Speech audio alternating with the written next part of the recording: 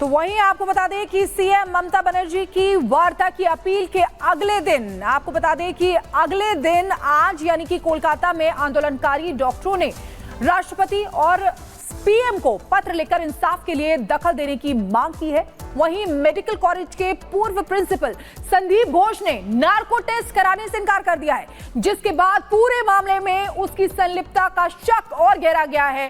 कोलकाता से रिपोर्ट आपको दिखाते हैं।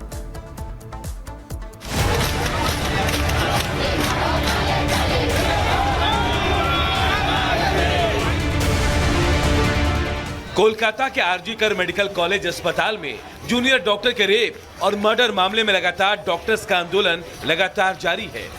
डॉक्टरों और बंगाल सरकार के बीच डॉक्टर्स की मांगों को लेकर और प्रदर्शन खत्म करने पर सहमति नहीं बन पा रही। हालात ये हैं कि ममता बनर्जी सरकार लगातार डॉक्टर्स को आमंत्रित कर रही है, उनका इंतजार कर रही है, लेकिन डॉक्टर बंद कमरे में बात करने को तैयार नहीं। आरजी कर मेडिकल कॉलेज और अस्पताल बलात्कार हत्या की घटना पर विरोध प्रदर्शन के बीच जूनियर डॉक्टरों ने स्वास्थ्य भवन में अभया क्लिनिक नाम से क्लिनिकल शिविर शुरू किया। प्रदर्शन के साथ डॉक्टर्स इलाज भी कर रहे हैं। वहीं ममता बनर्जी के इस्तीफे वाले बयान के बाद बीजेपी अब हमलावर हो गई है। बीजेपी का कहना है कि ममता बनर्जी बस दिखावा कर रही हैं। ममता बनर्जी को न्याय दिलाने से मतलब नहीं, बल्कि आरोपियों को बचाने में ज्यादा दिलचस्पी है। ममता बनर्जी जी ने केवल और केवल निर्ममता का परिचय दिया है और लगातार जिस प्रकार से उनकी सरकार ने बेटी को न्याय दिलाओ नहीं बल्कि सबूत मिटाओ, सत्य को छुपाओ और बलात्कारी बचाओ किया है, आज केवल कोई सिंपैथी कार्ड खेलकर वो बच नहीं सकती। उनको अकाउंटेबिलिटी लेनी होगी। इधर सीबीआई भी संदीप घोष से लगातार पूछताछ कर रही है। सीबीआई ने सियालदह कोर्ट में संदीप घोष का नार्को टेस्ट करवाने के लिए अर्जी दी थी, लेकिन संदीप घोष ने नार्को टेस्ट के लिए सहमति नहीं दी, जिसके बाद सियालदह कोर्ट ने सीबीआई की याचिका खारिज कर दी।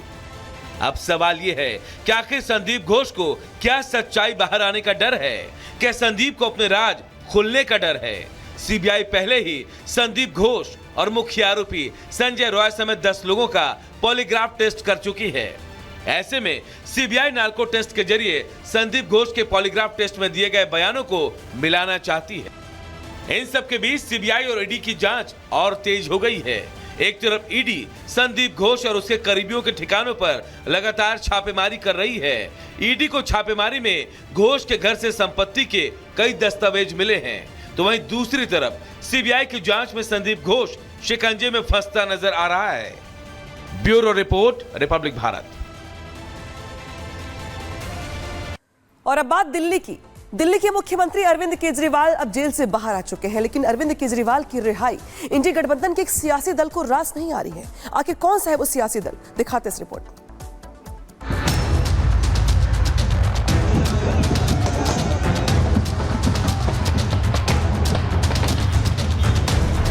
बारिश के बीच सीएम भगवंत मान हो, झूमते सांसद संजय सिंह या आपके कार्यकर्ता हो, सभी के चेहरे पर खुशी साफ दिख रही थी। आखिरकार उनके नेता को शराब घोटाले में राहत जो मिली है।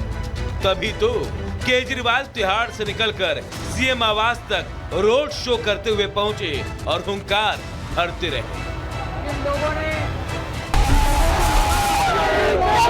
केजरीवाल को जेल में डाल दो, केजरीवाल डर जाएगा, केजरीवाल के हौसले टूट जाएंगे, केजरीवाल का साहस टूट जाएगा। दोस्तों, जेल की दीवारों ने मेरे साहस को 100 गुना ज्यादा बढ़ा दिया है। इनकी जेल की सलाखें केजरीवाल के हौसले को कम नहीं कर सकती, कमजोर नहीं कर सकती। मेरी बाकी की जिंदगी देश को समर्पित है। मेरी जिंदगी का एक एक पल, मेरे खून का एक एक कतरा और मेरे शरीर का एक एक कतरा मेरे देश के लिए समर्पित है। दोस्तों, हरियाणा विधानसभा चुनाव से ठीक पहले आपके मुखिया अरविंद केजरीवाल को जमानत मिली है, तो सियासत तो होनी तय है।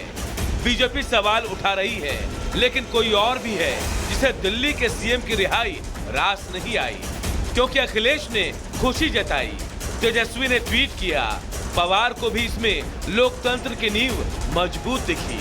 मगर केजरीवाल का बाहर आना शायद कांग्रेस को नागवार गुजर रहा है, क्योंकि कांग्रेस के किसी भी बड़े नेता सोनिया, राहुल, उखड़ गए। प्रियंका का ना तो बयान आया और ना ही ट्वीट। तो क्या इसके पीछे हरियाणा में खेला होने का डर है? क्योंकि कांग्रेस आप का कोई गठबंधन नहीं हुआ। कांग्रेस 89 और आप 90 सीटों पर चुनाव लड़ रही है। केजरीवाल के आने से कांग्रेस को नुकसान, वोट बढ़ने से बीजेपी को सीधा फायदा होगा। हालांकि लोकसभा में कमाल नहीं कर पाए। केजरीवाल के प्रचार के बावजूद रिजल्ट 0 रहा।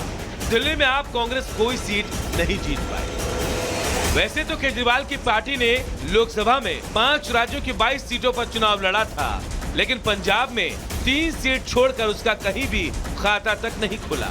और तो और भ्रष्टाचार के मामले में कांग्रेस हाईकमान हमेशा से केजरीवाल के निशाने पर रहे।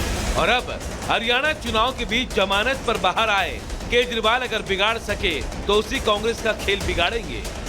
क्या इसीलिए आप इतनी खुश हैं और कांग्रेस नाराज, और बीजेपी बाहर से नाराज होकर भी अंदर से खुश, क्योंकि हरियाणा में अगर इसका फायदा होगा तो वो बीजेपी को। Bureau report, Republic Bharat.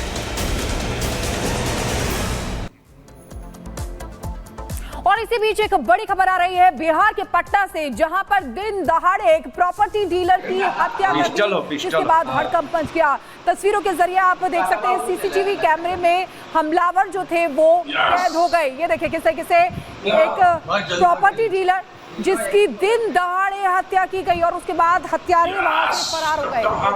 एक प्रॉपर्टी डीलर को गोली मारी और फिर ये देखिए आप पीछे जो शख्स बैठा हुआ है उसके हाथ में पिस्टल है और उससे गोली चलाकर वो फिर वापस जाता है और कंफर्म करता है। उसके बाद भागकर वापस आके बैठकर और तीसरा शख्स जो है वो भी आके बैठता है और उसके बाद ये लोग फरार हो जाते हैं। पटना में ये गोलीकांड हुआ है जिसकी एक्सक्लूसिव तस्वीरें आपको दिखा रहे हैं। सीसीटीवी कैमरे में ये हमलावर जो थे वो कैद हो गए। इनको लग रहा था कि हम ये अपराध करेंगे और अपराध करके फरार हो जाएंगे, लेकिन सीसीटीवी कैमरे की नजर में ये आ गए और आप देख सकते हैं कि किस तरीके से हत्या को अंजाम देकर यहां से फरार हो गए।